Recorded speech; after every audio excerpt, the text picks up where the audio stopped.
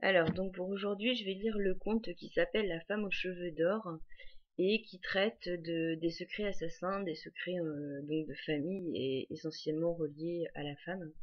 Voilà, donc ça fait partie du chapitre cicatrices de guerre, faire partie du clan. Donc, c'était une femme étrange mais très belle. Elle avait de longs cheveux dorés, aussi fins que des fils d'or. Elle était pauvre et orpheline et vivait seule dans les bois, tissant sur un métier fait de rameaux de noyer noir. Le fils du charbonnier, une brute, tenta de la forcer à l'épouser, et pour s'en débarrasser, elle lui donna quelques-uns de ses cheveux d'or. Mais l'homme ne vit pas qu'il avait reçu un or spirituel et non une monnaie. Aussi, quand il se rendit au marché pour échanger les cheveux contre des marchandises, tout le monde se moqua de lui et considéra qu'il avait l'esprit dérangé. Fou de rage, il retourna de nuit à la maisonnette de la femme, la tua de ses mains et enterra son corps près de la rivière. Il se passa beaucoup de temps avant qu'on ne s'aperçût de la disparition de la femme. Personne ne s'inquiétait de son sort.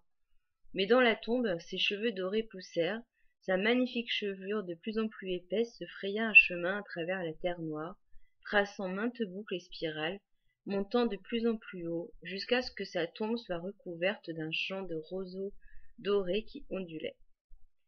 Des bergers vinrent et coupèrent les roseaux pour en faire des pipeaux. Lorsqu'ils soufflèrent dedans, les petits pipeaux se mirent à chanter sans pouvoir s'arrêter. Sigi, la femme aux cheveux d'or, qui au fond de son tombeau dort, le fils du charbonnier l'a tué parce que vivre était son souhait.